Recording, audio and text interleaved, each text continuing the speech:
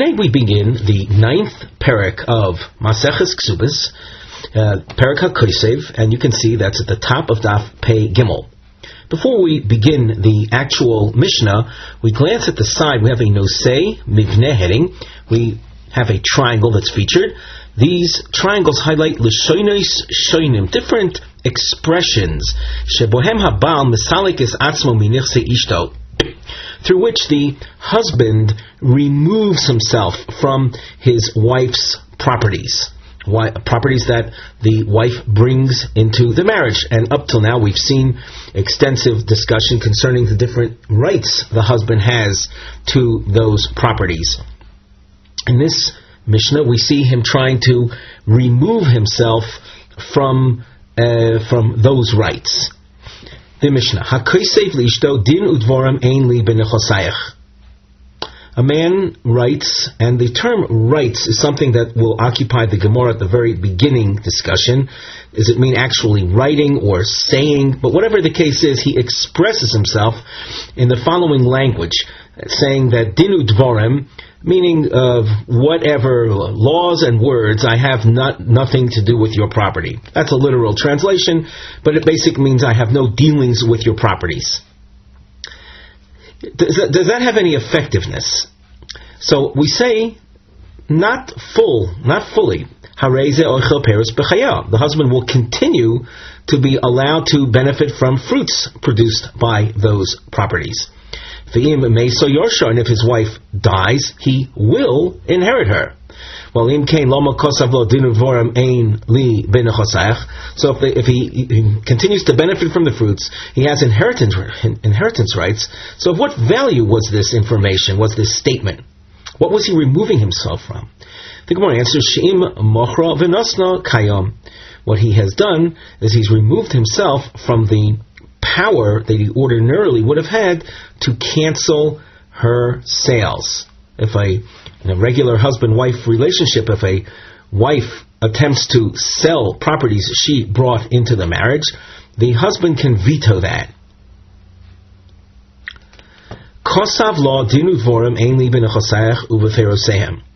Here you see an additional word in his removal statement. He adds ubeperosehem. What results does that have? Hareze eino oichel peros b'chaya. Here we squiggle under on word eino to highlight, to accentuate that he does not have fruit rights. V'im mesa yorsha. If she dies, though, he will continue to be able to inherit that field. Rabbi Yehuda Omer liolam oichel peri peros. The Tanakama spoke about the husband not being allowed to eat the fruits. What about the fruits of the fruits? For example, if the fruits the field produced were used to purchase another piece of property, the fruits produced from that second piece of property would be called peri peros. That's just by way of, let's say, our initial thinking of this. The Gemara will ask the question that if Rabbi Yehuda is essentially a continuation of the Tanakama and is in agreement that he's not allowed to eat the peros, so that means the peros are gone as far as the husband is concerned. So where would the peri peros come from? That, as I said, will be a discussion in the Gemara. So as far as Rabbi Yehuda is concerned, he will be able to benefit from the peri peros. Ad sheyichtov lo din udvarim ein li b'nechosayach ubeperosem ubeperi perosem ad oilam. Unless he writes this expression, which is fairly inclusive, he removes himself from the properties, the peros and the peri perosem ad olam, forever. The Gemara itself will look into this lengthy expression and say, are all the terms really needed in order to be effective? Chosav law, a husband says to his wife, or writes to his wife, Ein li, dinu dvarim ein li b'nechosayach, ubeperosein, ubeperi perosein, b'chayayich uvemosech. So he removes himself from the properties and the fruits, and he indicates during her lifetime and after her death. Well, what are the results of that? Eino oichel peros b'chayeha, V'meisa eino yorsha. And here you see the nuance, the new point, and that is that if she dies during his lifetime, the husband will not inherit her. Rav Shimon ben Gamliel loimer im meisa yiroshena. Regarding that second point, Rav Shmuel argues and says that if she dies during his lifetime, he will inherit her. Because he is making a condition against that which is in the Torah. The Torah says that a husband shall inherit his wife. Now, that's of course, if you take this literally, that means that Yerushas Habal, the husband's inheritance of his wife, is a Torah provision. And a person cannot make conditions against Torah provisions. Anyone who tries to make a condition against that which the Torah states, his condition is void. On the side of the Gemara, we have a Nosei topic heading, Mosai Amrinon Deloshon Dinu Dvorim Toifes U Mosai Amrinon Delo Omar Klum. When do we say that this expression, the Dinu Dvorim expression, takes hold, and when is it tantamount to nothing? The Gemara, Toni Rebbe Chia. Rebbe Chia is the author of Tanaic sources that we call brises. Rebbe Chia, in his source, he says, Ha'oimer lishto. He doesn't use the expression Ha'koisev. What does that difference indicate? That indicates that you don't have to have an actual text written indicating the husband's removal, but speech alone is sufficient. Speech alone is sufficient without any kinyan, without any act of transaction, or without any writing. The Gemara continues, V'chi kosav lo hochi, even if he writes it out, and certainly if he just speaks it out, my have, so what?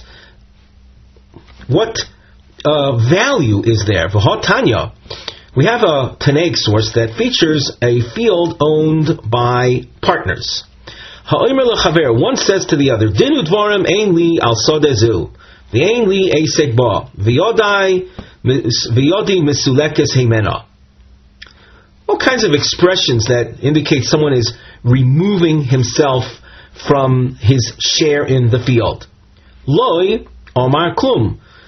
None of these expressions work because you're lacking what we call a loshon matana. Loshon matana. Matana is a gift, an expression indicating that A is giving to B. So if you don't have that kind of expression that indicates a giving over of, all that we have here are expressions of the party is removing himself from. That's not something that has, we'll say, legal import at this point. So just saying I'm removing myself from, that's ineffective. So how can our Mishnah describe that same expression as having halachic value? The Gemara answers, Amri debei Rabbi Yanai b'koisev lo v'oida arusa kedarav kahana. It's not as we suggested that the expression has no value. It depends when it is used. So that our Mishnah describes a man who hasn't consummated his marriage yet with her. They're married, but only at the first stage, the erusin stage. And it's at that point that he uses this removal expression, and it works based on Rav Kahana's teaching. Dom Rav Kahana, nachlo habol liodam mimokom acher. We'll call it an inheritance that is not through strict, let's say, the demise of a benefactor that's in the chain of inheritance. In other words, a father dying, leaving properties. That's a Torah sanctioned benefactor that dies, leaving property for his heirs.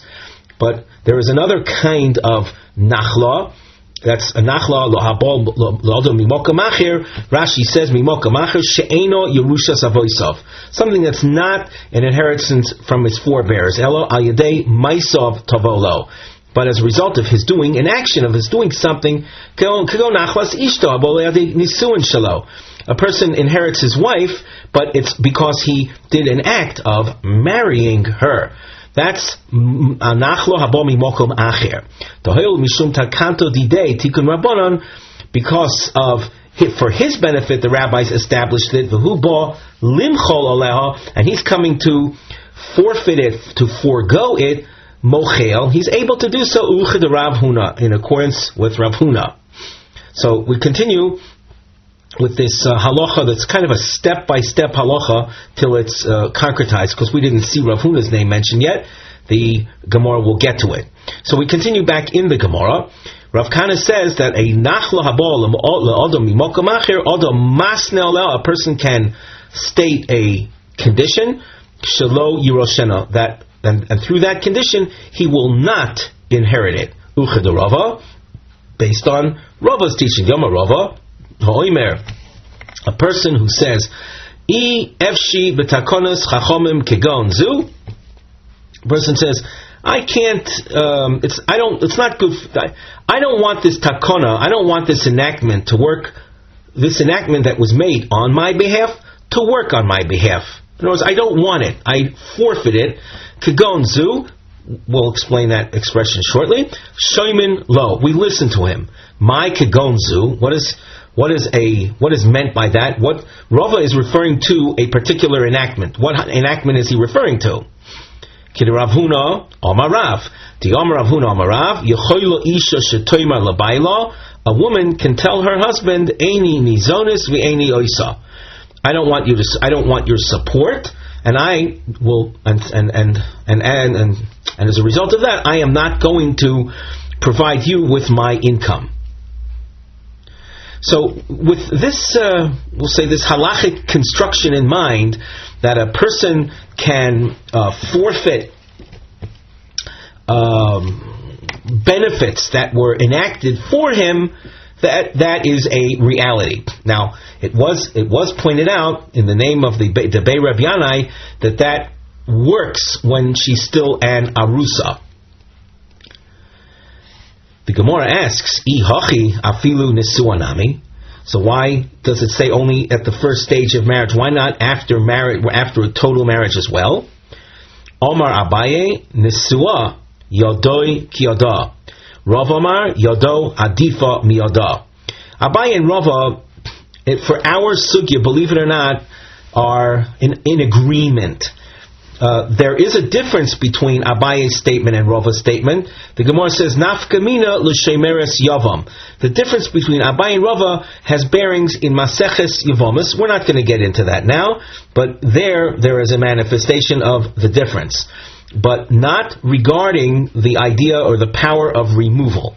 What do Abaye and Rava have in common? And that is that after Nisuin, the husband is an equal to the wife. He is like a partner in the nechosim, in her properties. So we saw before that when you're a partner in properties, you need to have a stronger language than simply one's removal from. You'd have to have a language indicating I am giving over to, a lashon matana. Before we continue in the Gemara, we glance at the side. We have a tat nosei, a sub-topic heading, which reads, Lefi ha dekotoni de lo amar klum ma yehe im konu miyodo. According to what we've said till now, is that in a case of a husband and wife, let us say, that are nisuim, or in a case of partners, shutfim, where the expression din udvorem is meaningless, what would happen if they do a kinyan, a transaction gesture? Kinyan, the most popular form of kinyan, when you see the term kinyan alone in isolation, it would be we'll call the handkerchief exchange, a kinyan sudar. It's a gesture that indicates, in general, it indicates the confirmation or the establishment of a legal transaction, or possibly a legal change of status. So the Gemara asks, Ibaya laho. And Rashi, by the way, he focuses this question on the brisa above, which had to do with the field, as we mentioned, the field owned by partners, where the expression din udvarim ein li al sodazu was ineffective, the question here is konu miyodo mahu. Let us say a kinyan was done as well. Omar Rav Yosef, we have two approaches. Rav Yosef says it's basically meaningless. Midin udvarim konu miyodo. That you made a kinyan, you made a kinyan on that which you said. You said something that's ineffective. The kinyan does not add to the effectiveness of something which at its base is ineffective. Rav Nachman Omar migufa shel karka konu miyado. Rav Nachman says it is effective, that the kinyan is relevant or focused on the actual property itself. Omar Abaye mistabra milsa de Rav Yosef. Rav Yosef's point is most likely, the Gemara continues at the top of Omid Beis, be'orer. Avo be'oimed migufa shel karka konu miyado. This is an example, as there are many examples, that a Gemara without the Rashi is simply a closed book. So we look at Rashi at the top, be'orer. Kishebo chavero zeh lahachzik bechelko. We had two partners, and one of them originally said dinu dvarim ainli besadazu, and in our case, and he made a kinyan. The second partner comes to take over the part that was controlled by the original partner. Miyad omad v'irir al hamatona v'yomar. The partner, the original fellow who claimed he was removing himself and made a kinyan, he automatically starts to protest and saying, Lo nosati locha es hasodeh, udin dvar be'alma marti loch, shelo orivi moch. I didn't give you my holding in the field. That I said dinu dvarim mainly, that was just to keep you quiet so that we shouldn't argue with one another. I tried to give you a good feeling just to keep you quiet, but I wasn't serious. So in a case like that, the case of orer literally means he comes to protest, but it's a protest with the implication that it's an immediate protest. Then the kinyan that accompanied the dinu dvarim statement is in effect the kinyan was worthless, and the original fellow maintains his ownership of half the property. Avol be'oimed. Rashi goes on. If there was a dinu dvarim statement, a kinyan made, and the partner that said dinu dvarim didn't speak up for a day, for 2 days, and the achakach ira, and then afterwards he started to protest, then his protest will not be effective, and the kinyan that he made would be good. Oh, right now he decided to back out. And people told him, well, why don't you say this, say whatever words of protest that he said. The Gemara goes on the second line from the top. Omar Ameimar hilchasa migufa shel karka konu miyado. Ameimar rules like Rav Nachman, which would seem to say that a kinyan is always effective. You see, what Abaye had done, Abaye had come to explain Rav Yosef's position, but Ameimar is paskening, is ruling like Rav Nachman, that the kinyan makes the dinu dvarim statement effective. Now the Gemara clarifies what we just suggested. Is our suggestion true? Omar le Rav Ashi le Ameimar. You just said migufa shokaka kono miyado ba'orer o ba'omed. Is it even in a case where the protest is immediate, or only after a day or two lapsed and then the protest was heard? Lamai nafkamina. What practical difference does that make? L'chad Rav Yosef, as we saw in Abaye's explanation of Rav Yosef, namely that if it's effective only in the case of ba'oimed, but in the case of orer, kinyan wouldn't be effective, then you would be ruling essentially like Rav Yosef, following Abaye's analysis. Amalei, Amema responds, Lo shmiya li, Kolomar lo sviro li. I didn't hear it, which really means I don't hold from it. Meaning I don't hold from the Rav Yosef Abaye analysis, with the result being that under all circumstances the kinyan is effective, even if immediately following the Dinu Dvorim with the kinyan we heard a protest. Too late. You made a kinyan, so you cannot back out. Im kain lomo kosav lo the Dinu Dvorim. We saw this in the Mishnah. If the language was ineffective, then for what benefit did it have? So the Mishnah said it had benefit. By saying Dinu Dvorim b'nochasayach, though he continues to eat the fruits, though he would inherit her if she dies in his lifetime, what he does forego is the right to veto her sales. So, before we go on in the Gemara, we glance at the side. We have a nosei, mivneh heading. We have a double underline. You can see a couple of them in the next couple lines. The heading on the side reads, the double underline is used to highlight the expression v'teimo le, or v'emo. Tainos shehi eino yechola litong. We're going to present claims that she cannot make. Velomar lebailo, claims that would have said to her husband, Shistalakto midvorim acherim, that you removed yourself from other things. In our Mishnah, we saw that the Dinu Dvorim was ineffective in his removal from the Peiros and from inheriting her, but it did remove him from the veto rights. Maybe it should have. Maybe the Din Dvorim should have been effective to remove him from one of the other things mentioned, and not the veto rights. So how is it that the Mishnah concluded that it's the veto rights that the Din Dvorim expression is effective for, and not the other things? And we say the Din Dvorim, it means Din Dvorim ein li b'nechosach, the first example of the Mishnah. So the Gemara asks, v'teimolei, once you see that the Dinu Dvorim Eini B'Nechosech has some power, it does cancel his veto of her sales, why not say Mikol Mili Slikas Nafshoch? Why can't she say to him, V'teimolei means let the wife say to the husband, you have removed yourself from everything. Omar Abaye.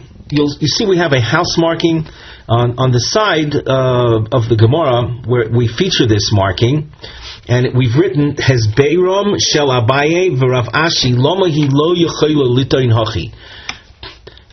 Both Abaye and later Rav Ashi will explain why she cannot say this. So Abaye says, Omar Abaye, Yad Bal Hashtar Al Hatachtoina. Literally, the hand or the power of the man of the one owning the shtar is she has the lower, she has the we'll call the underhand or the lower hand. What do we mean by that? The lesser power.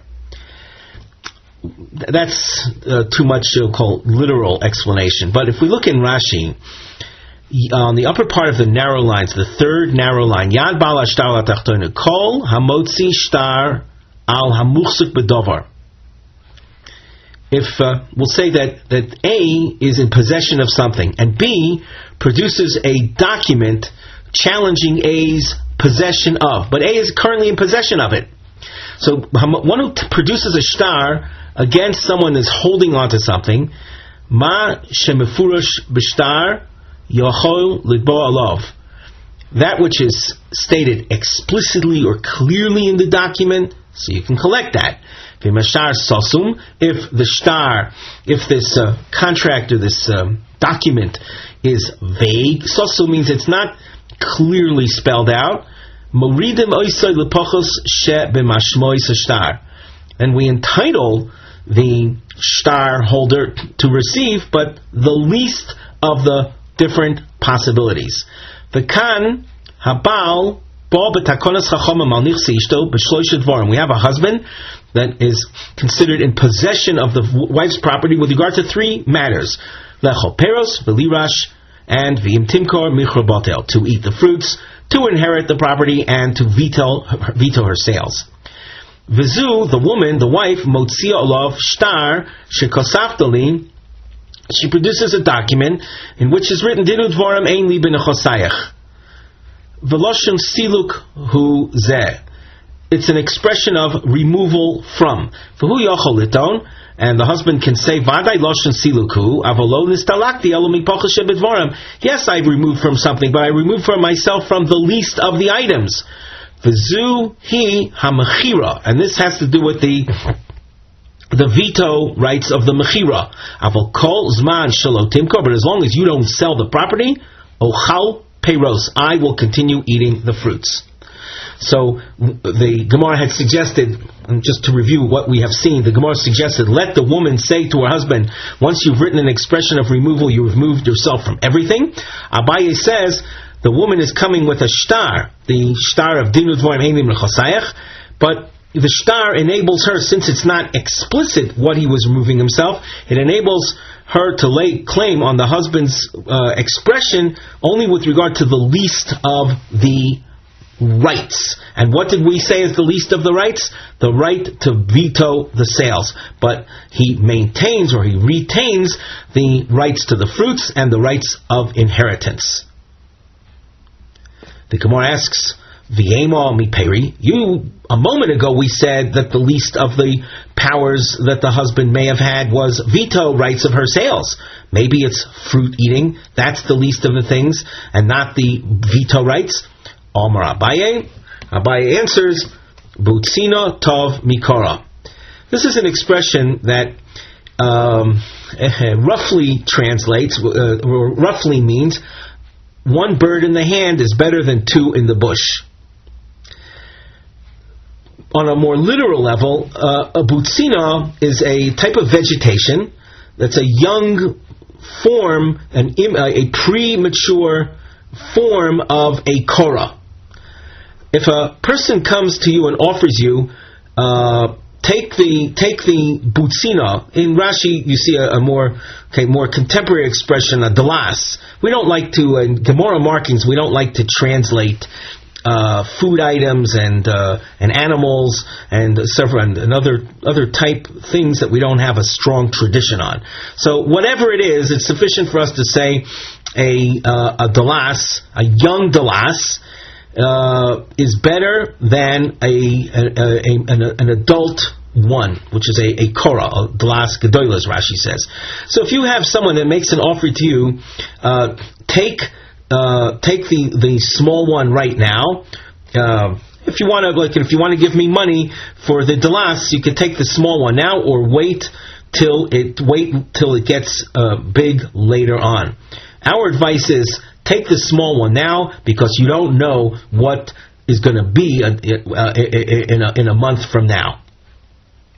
So too, when it comes to the husband and the wife and his association with the properties, it's better for him to enjoy that which he has right now, the rights to the fruits, which is a constant thing and it's an immediate thing, as opposed to her sales, which isn't now. She hasn't sold anything yet. It'll have significance if she decides to sell, but she might never decide to sell. So that the less desirable of the rights is the veto. The more desirable, the better thing is the rights to the fruits. Hence, we said he forgoes through the dinu dvarim ein li b'sach expression the least of the rights. Let's continue in the Gemara. V'yemo miyerusha. Maybe it's instead of saying the veto rights of sales, it's the right to inherit. That's the least of things. And why? It's also an issue of doubt. Maybe she won't die in his life. Maybe he'll outlive her. But and on the other hand, as far as mechira, that he doesn't forego. Maybe she'll sell and he'll lose out eating the fruits, which he's doing right now. So the Gemara answers, Amar Abaye, Misa shchicha mechira lo shchicha. relatively speaking, Misa, the death, is more common. There's a 50% chance, we'll say, without knowing any medical facts, there's a 50% chance here that she might die in his lifetime, and he would have the chance to inherit her. The chances that she's going to sell are remote. They're low. It's uncommon, and therefore there's no real need for him to have a right to veto, to cancel, to void something that is not to be expected in the first place. Rashi adds just a detail here. Why do we say that mechir is lo shchicha? Because a woman doesn't want to part with properties that she received from her father. Rashi he says, she'eni sheroitze limka b'nichsei beis aviyah. The beis aviyah expression reminds us of the concept of shvach beis aviyah, which in the past we have explained as being related to the concept of something having sentimental value. We continue in the Gemara. Rabbi Yehuda Omer, li'olam hu oichel peri peros. Tonu Rabbanon, elu hein peros, v'elu hein peri peros. What is meant by peros, and what is meant by the expression peri peros? Ichnisa lo karka v'yosta peros.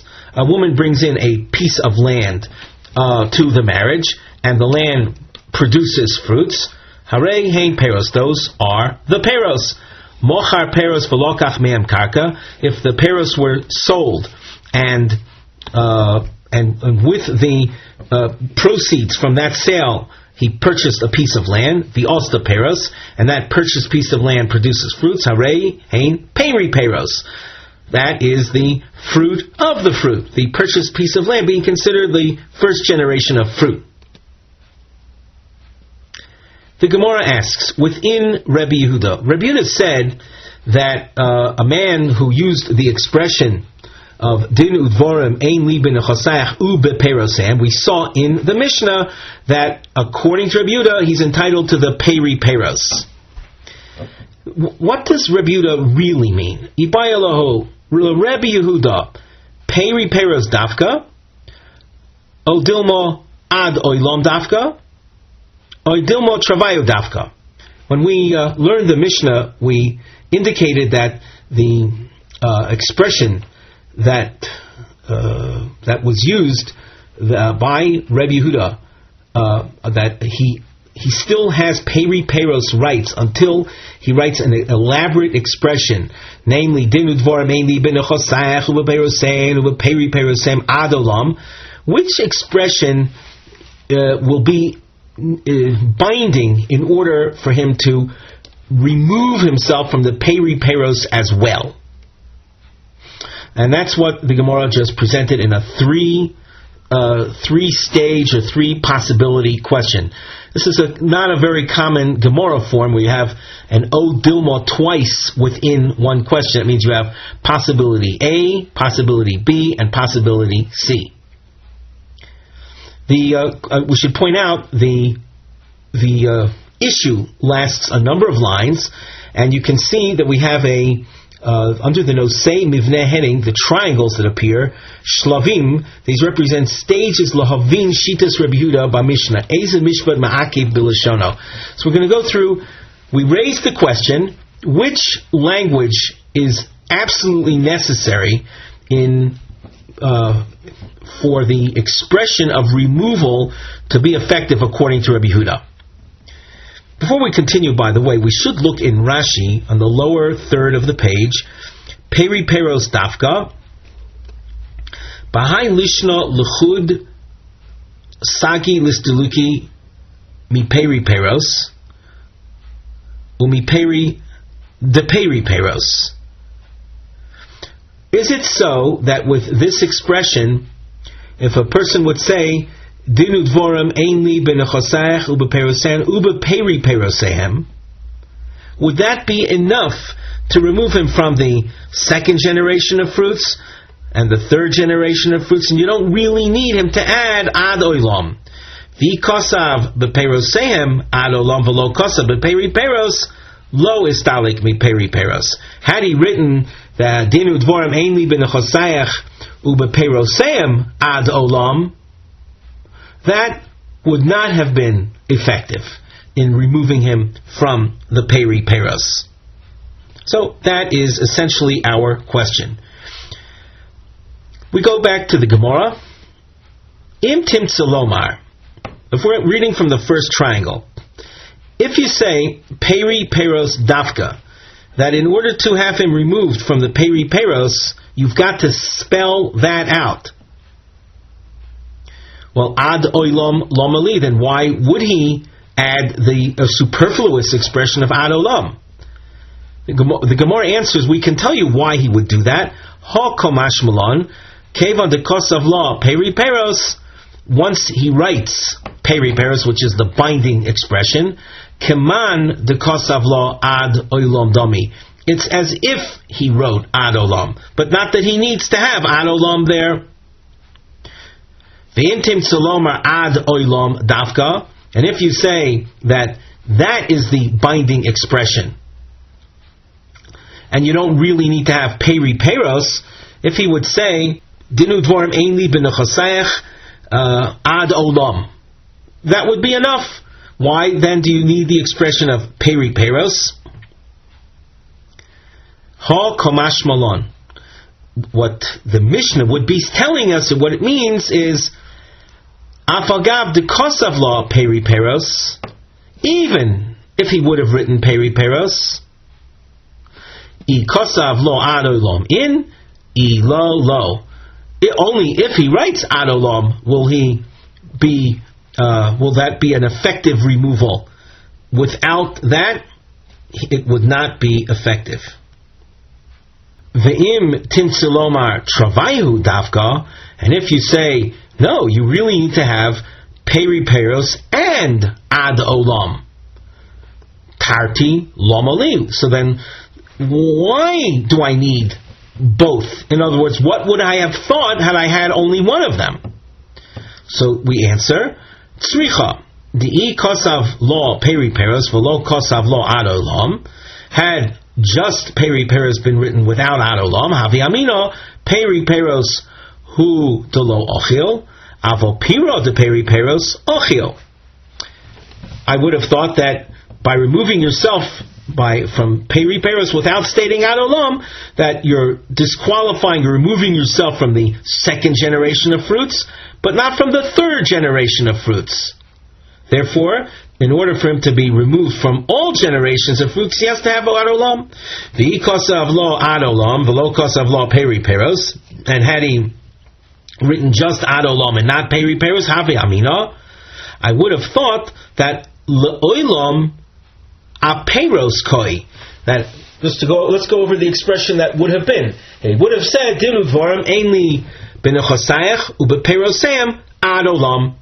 I would have thought the ad olam means he's removing himself from the first generation of fruits forever. That from those he'll never benefit, but from a subsequent generation of fruits that he would benefit from.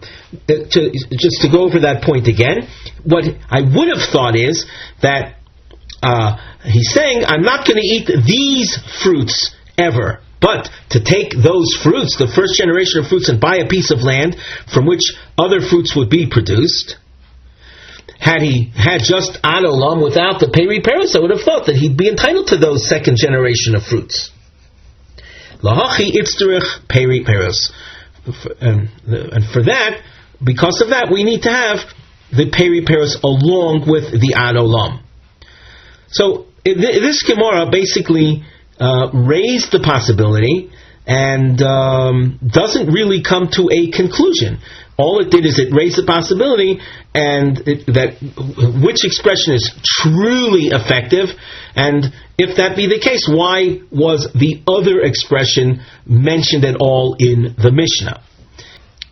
Before we continue in the Gemara, we have a Nosei Mivneh heading on the side.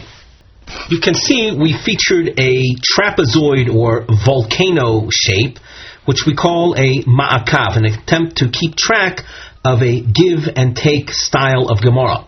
So with the narrow part facing up, that represents a she'elah, or say the raising of a problem.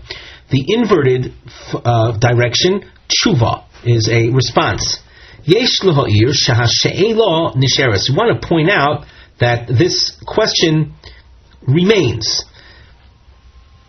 It's interesting that this will be similar to the structure of the Gemara before, where a question had been raised within Rabbi Yehuda, but we didn't see a response. Similarly here, we're going to raise a question, and the response is not going to be forthcoming. Ma yehei im kosav din udvorim ein li benechosayich ubeperi perosehem v'lo hizkir beferosehem. And the word, the perosim, which is a reference to the first generation of fruits, was left out. In the previous question, we had preserved that. In other words, din udvorim ein li benechosayich ubeperosehem. The question was, what about the need for both of the continued expressions, peru perosem and ad olam? But here we're going to be asking, what would be if the initial perosem was left out? Ibaya laho, kosav lo din udvorim ein li benechosayich ubeperi perosehem. Mahu sheyochal peros. Can he continue to benefit from the peros? Mi peri peros solik nafshe, mi peri lo solik nafshe. By saying just dinu dvarim eini benechosayach ubeperi perosem, is he removing himself just from the second generation of produce and not from the first generation of dilmo? Mikol mili solik nafshe. Maybe he is in effect removing himself from all of them. The Gemara attempts to answer. It says, Pshita de mikol mili solik nafshe. It's obvious that he's removing himself from everything. De'i amris mi peri peros solik nafshe, mi peri lo solik nafshe. That he's removing himself from the second generation, but not from the first generation of peros. What does that mean, he's not removing himself from the first generation? It means he's going to eat the first generation of peros. Well, Gevon da'achlinu leperos, once he's consumed the first generation of peros, peri peros mecha, where would the peri peros come from? What did we say before was peri peros? Peri peros is where a person did not eat the first generation of fruits. He took them and exchanged them or sold them for land, and from that land there was produced peri peros. So in order to get the peri peros, you have to have not consumed the peros themselves, the first generation. But if you're saying that he has not removed himself from benefiting from the peros, you would have no situation of peri peros coming about. So therefore, when he says he is removing himself from as the Loshen was, Tinu Dvorim Eini Benechosech Ube Peri Peros, that he's removing himself from the Peri Peros, that means their Peri Peros came to be, and he is not going to benefit from them. How did they come to be? Because he didn't benefit from the Peris, the first generation either. So hence the Gemara says it's obvious that he's removing himself from the first generation as well. Gemara rejects that and says, "Ulatamech, according to your reasoning, ha disnan Rabbi Yehuda oimer li'olam hu oichel peri peros v'chulei."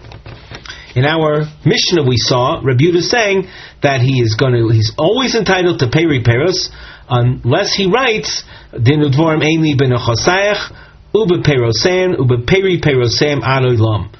By writing, for example, that he's removing himself from nechosayach and perosehem, in contrast to the Tanakama.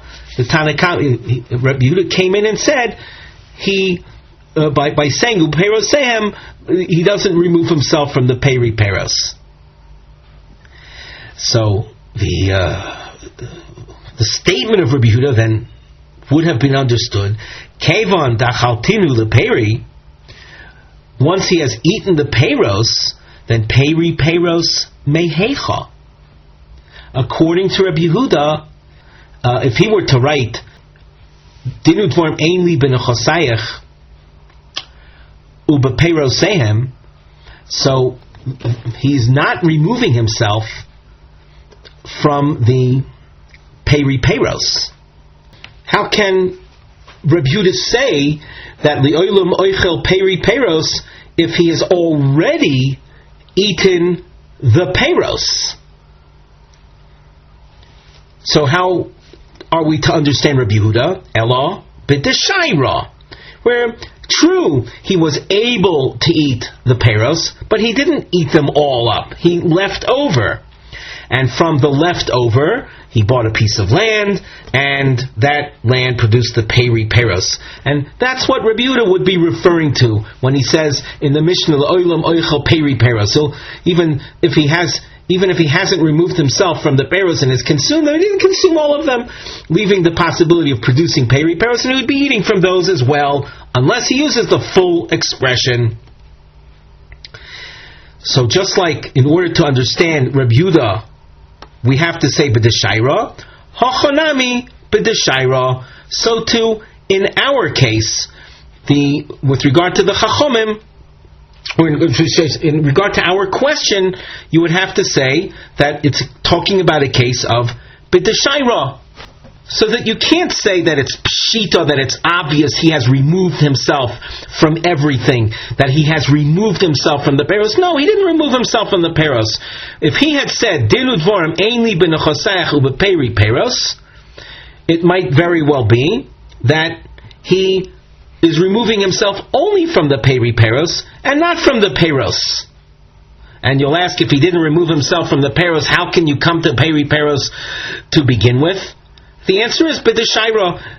Though he had rights to the peros, he didn't consume them fully. He left over some, giving room for this very possibility. So, as we indicated earlier, the original question of a person who says dinu dvorim einli b'nechosayach u'b'peri peros, leaving out the peros, what ramifications does that language or that version have regarding the peros themselves?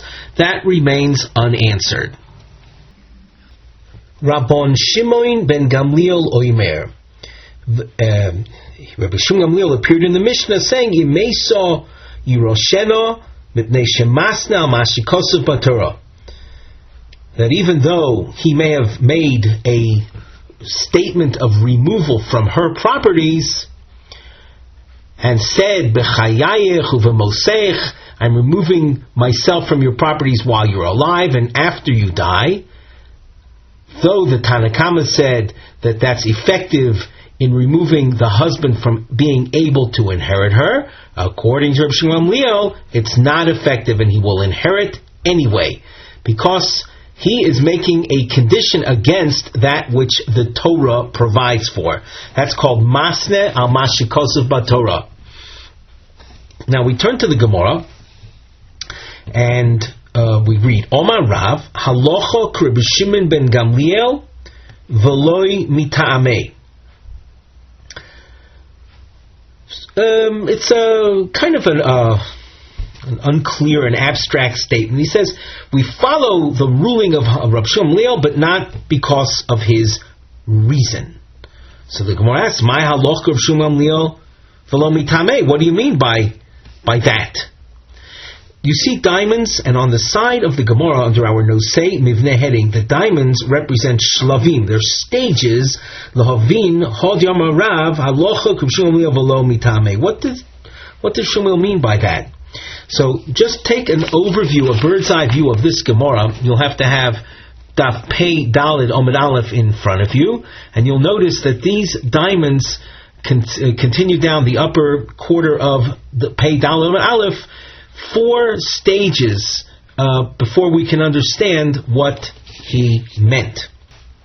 E Lema, we first stage, if you say Haloch of Shumliel Diomar Imesa Yurashena, that Rav agrees that if the woman dies in the husband's lifetime, the husband will inherit her, even though he had removed himself from her properties. V'lav mitame, but not for the same reason Ushkamil gave. Di'il Ushkamil Savar, Rabbi Shimon holds that conditions that you make against that which is in the Torah are void. But Rav Savar Tano Kayam. And Rav holds that if you make a condition against something provided for by the Torah, your condition will remain. The Kosavar, however, Rav holds Yerushas Abal D'Rabbanan. The power of a husband to inherit his wife is rabbinic. The Chachomim asu chizik l'divrayim yosim mishal Torah. And the Chachomim, when it comes to their rulings, they increase the power to their rulings more than the way we treat Torah law. So that when it comes to Torah law, Rav would tell you, unlike Reb Shimon Gamliel, that the Tanai is standing. You can make a Tanai against the Torah law. But when it comes to rabbinic law, there you cannot. You can't make a condition against the rabbinic law because they made their laws stronger than the Torah laws, at least in this sense. The Rashi gives us a little bit of background to Shitas Rav according to this suggestion that Rav would be saying that Masna al Mashakosas Batara, the Tanai is standing. You have to think about there a minute. The Torah says one thing, I come along and can make a condition that states the otherwise. So Rashi adds, second line from the bottom, Rav Sovar Tano Kayam. And that has a Tanaic basis. Rebbe Yehuda, because you can't have Rav just arguing with a Tana. Rav is not a Tana in the classic sense of the word, and he'd come and argue with Reb Gamliel. Rav has, though, another Tanaic basis, and that's what Rashi points out, like Rebbe Yehuda, do Amar Gabi Mekadish Isha Manash She'ein Lo Chalai Sher Ksus V'yoina. A man marries a woman and stipulates that I marry you on condition that I do not have to provide for you the things that the Torah wants me to provide. And what are the provisions that a man must provide for his wife? Share ksus v'yona. Share will just translate as being a food, ksus, clothing, and ona, conjugal relations. So Rabbi Yehuda says, B'davar shebemomon tano kayam, with the exception of oino, which has to do with conjugal relations, when it comes to the food and clothing, which are monetary matters, he can make a stipulation. Even the Torah expected the man to provide that for his wife. You can stipulate that marriage will not include that. In other words, that you will not provide those things, and on those conditions you're marrying her. So for Hachamayu Rishena, why then would Rav agree that the husband, though he removed himself, will still inherit her? Because of Rav Yerushas Habal is D'Rabbanan. And after saying that Yerushas Habal, the inheritance of a husband, is rabbinic, the Chachomim imposed strength to their rulings that the husband shall inherit the wife, and that will resist or be resilient to conditions that he may impose on that. And that's why Rav would agree with the law of Reb Shimon Gamliel that the husband will inherit, but for a different reason. The Gemara continues at the top of Pei Dalet Amud Aleph with a question. The Sava Rav Tano Kayam. Would Rav say that a man who's Masna Amashikosav B'Torah, when it comes to a Torah law, that his stipulation is effective, that he can make a ruling against what the Torah says? And here we're dealing once again within the realm of monetary matters. And let's see what Rav holds. I know we saw the Tana Rebbe Yehuda says that you can make a stipulation in monetary matters which would counter the Torah's expectation. But does Rav agree with that?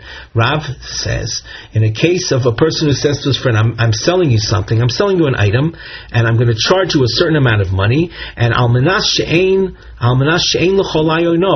selling this on condition that you don't come to me with a claim that I have overcharged you. In other words, there's an item, has a certain market value, and I intend to charge you. I intend to charge you a price. You might discover that it's more than the market value by a significant increase. the deal is going to be binding, and you're not going to come to me with claims of oina. Rav Omar yesh loy olav oina. Rav says, even though you stipulated that the purchaser will not be able to come of claims of oina, your stipulation falls away. Your tanai, your condition is batel, is void, because you were masna mashal kesubator. The Torah says that you shall not overcharge by too much, and if you do, you've got to either call the deal off or return the money, whatever the case may be. But the Torah says one thing: you cannot make stipulations against the Torah's expectations. So that right there, you see the question. We have a bracketed section because we want to de-emphasize Shmuel's position. It's not important for right now because we're focusing on Rav. But nevertheless, in the brackets of Shmuel Omar, Ein lo olovano, the condition that he makes stands in that case. So we don't have an explanation yet for what did Rav mean when he says the halacha is like Rav Shmuel, but not mitamei, not because of his reason. Ella, stage 2, halacha Shmuel diomar hamasna mashikosu b'torah tano botel. The halacha follows that one can make a condition against that which that one who makes a condition against that which the Torah provides for, the condition is void. V'lav mitame, but not for the same reason. The ilu of Shmuel savar meisi Roshena. Rav Shmuel holds that when a woman dies in the husband's lifetime, the husband will inherit her. Rav savar meisi lo Roshena, and the Rav will say when she dies in his lifetime, the husband does not inherit her. Gemara asks, this doesn't make any sense though. The presentation you just made was mitame v'lo k'hilchesehu. You were setting up Rav as agreeing with the reasoning of Reb Shimon Gamliel, but not with the ruling of Reb Shimon Gamliel. So we're not looking for that though. We're looking for Rav holding the halacha like Reb Shimon Gamliel, but for different reasoning. So to say what you just did in diamond number 2, you're saying that Rav agrees with the reasoning of Reb Shmuel concerning Masna Mashikos Torah, but disagrees with his final ruling. Ella halacha Reb Shmuel diomar yemesi Yosher. Rav will agree with the final ruling of Shmuel that if a woman dies in her husband's lifetime, the husband will inherit her, but not for the same reason. Di'ilu of Shmuel savar b'doraisa tano batel ha b'dorabonon tano kayam. The Rav savar afilu b'dorabonon tano batel. Rabbi Shimon Gamliel holds that in Torah type laws, the stipulations or conditions that he makes against the Torah will be void, but in rabbinic laws, the Tanai will have effectiveness, and that would be so if a man, let's say, made a Tanai not to eat the fruits of his wife's field. For Rav, afilu b'durabonon tano batel. Rav would go, we'll say, differently than Shmuel. Technically speaking, Rav will go further, that not only in Doraisas are the conditions you make against Torah rulings void, but even against rabbinic rulings, the conditions you make against them will be void. Well, the Gemara is not happy with this third presentation either. Hai kita'amei ukehilchesehu v'Rav moisifhu. Rav, in effect, is in total agreement with Reb Shimon Gamliel's basic halacha, namely, im mesa yiroshena, if the woman dies in the husband's lifetime, the husband will inherit her. And he agrees with Reb Shimon Gamliel's tanai, or I should say ta'amei, his explanation that you can't make conditions against Torah provisions. Rav just goes a step further. He says that even in rabbinic rulings, you can't make stipulations against their rabbinic rulings. So Rav is moisif. He's adding to Reb Shimon ben Gamliel. He's going a step further. But to portray Rav, if you say like number 3 as lav mitame, that's not accurate. Ella Halacha Reb Shimon Gamliel Diomar Yemesi Yoshena. Rav agrees with the halacha of Shimon Gamliel that if a woman dies in the husband's lifetime, the husband will inherit her. V'lav mitame, but not for the same reason. The ilu Rav Shimon Gamliel Sovar Yerushas Habal Doraisa. V'chol amasne al ma'ashikos b'torah tano potel. Rav Shimon Gamliel says the husband will inherit her anyway because the husband's inheritance to his wife's properties is a Torah level provision, and you can't make conditions to the contrary of a Torah provision. But Rav Sovar Yerushas Habal D'Rabbanan. Rav, once again, he agreed that the husband will inherit. But why? First of all, because Yerushas Habal is of rabbinic origin. The Chachomim asu chizuk l'divrayim kishel Torah, and the Chachomim made their rulings like Torah level rulings. And just like in Torah level rulings, the condition that counters the Torah would be void, so too in rabbinic matters, the Torah, the condition that one would make would be void. So just to review the last point, and this is what seems to be accepted, that when Rav says the halacha follows Rav Shimon Gamliel, the basic law, the bottom line, husband will inherit her anyway, even if he made a condition. But why will the condition be void? Rav Shimon says because your condition is countering a Torah provision. According to Rav, it's a different reason, because your condition is countering a rabbinic provision. The Gemara raises a question. You notice this is a long question. V'sava Rav Yerushas Habal D'Rabbanan. Does Rav really hold that the husband's rights of inheritance to his wife's property is merely rabbinic? V'hatanan. Rabbi Yochanan Broka Oimer Hayoresh es ishto yachzir livnei mishpacha v'yanake lo min adamim. This last phrase, Yanake lo min adamim, we're going to wait for the Gemara to explain that later on. So let's not worry about that. Literally, it means that he'll subtract from the money, but it doesn't have meaning for us right now. What we do have to focus on is Rabbi Yochanan Broka's teaching that a man who inherits from his wife, when the Yovel year comes, he has to return the property to his wife's family. That's Yachzir Livnei Mishpacha. Just a word about Yovel before going on in the Gemara. The Jubilee year, when as every 50 years, during the time of the Beis HaMikdash, the practice was that every 50 years, all properties purchased during that time would go back to the original owner. The original owner is someone who is attached to the land because his father had owned the land, and his father got it from his father, going back to the distribution of land in the time of Yoshua, in the time of Joshua, during the conquest and distribution of the land amongst the different tribes. So any land purchased during the Yovel period is returned to, when the Yovel year comes, the 50th year arrives, it's returned to its original owner.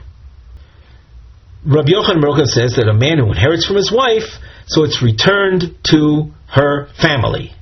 We continue in the Gemara, we ask, my kosovar, what is his opinion? I kosovar Yerushas Habal Doraisa, a husband's inheritance of his wife is a Torah level provision. Amai Yachzir, why does he have to return the property to her family? Yerusha, in general, inheritance does not go back, isn't returned in the Yovel time. Inheritance, by definition, means you are now the owner, having received it from someone who had previously owned it through his inheriting it, and going all the way back to the time of Yoshua. V'i D'Rabbanan, if Yerushas Habal is D'Rabbanan, meaning Midoraisa, a husband doesn't really inherit his wife, so we can understand the fields have to go back to the real original owners. Domim mai aviditai. What's the payment? It says here, V'yanake lo min adomim. V'omar Rav, and here we dash on the line Rav because this is the focus of our questions. Shitas Rav. Rav says, Li'olim kosovar Yerushas Habal Doraisa. Rav explains that Rabbi Yochanan Berger will tell you that the husband's rights to inherit is a Torah level provision. And then the issue is, so why in Yovel is he returning it? His wife owned property that included, and specifically, she owned her family's graveyard. There's a concept even to this day in some places. You see family plots. So she owned her family's plots. When she died, so the husband inherits that piece of real estate. Happens to be graveyard real estate, but that's what the husband owns. Now the husband is as far as his wife's family, he's an outsider. He married the wife, but as far as her family, he's an outsider. And as a result of that, mishum pegam mishpacha omu rabbanon lishkol domi v'lahader. For the sake of preserving family honor, you see, her family would be, we'll say, disgraced or shamed that their family plot is owned by some other guy, by someone who married into that family. So in order to preserve the family dignity, that's pagam mishpacha, pagam, it has to do with shame, so in order to avoid their shame, or as we say, preserve their dignity, the rabbi said, you know, what you inherited from your wife, give it back to her family and take money. Take a cash equivalent for that. So you're inheriting the value of the property. And take money, that's lishkol domi, v'lahader, and return the family plot to her family. Umay yenake lohen min adomim. What does this subtraction from the money mean? So just for sake of simplicity and round numbers, the family plot was worth $100. So it's saying here, you give them back the family plot, and you get back a certain amount of money, $100 less something, less $10. So why? Answer, Demei kever ishto. Amongst that family plot was also the spot in which the man's own wife would be buried. A man is obligated to bury his wife. He has to pay out of pocket for her burial. So that's not something he can expect her family to compensate him for. Kidisanya.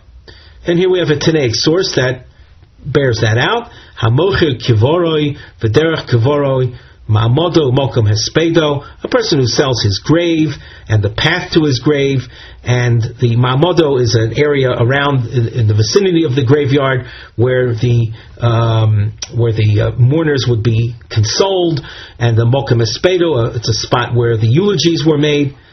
So one who sells this his grave to some outsider, boin b'nei mishpacha v'koivrin oisoi bal korcho, the family members of that seller, they will come and when that seller dies, they'll put that body of the seller into that grave that he sold against the will of the purchaser, mishum pagam mishpacha, because of this idea of preserving the family's dignity. You can't have an outsider owning a part, or certainly all, of some other family's grave plots.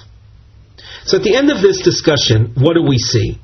We've underlined the main point, and that is Rav holds that the husband's inheritance of wife's properties is deoraisa. And that's why we have the question going down till this point. Before, we had presented Rav as holding, when he was explaining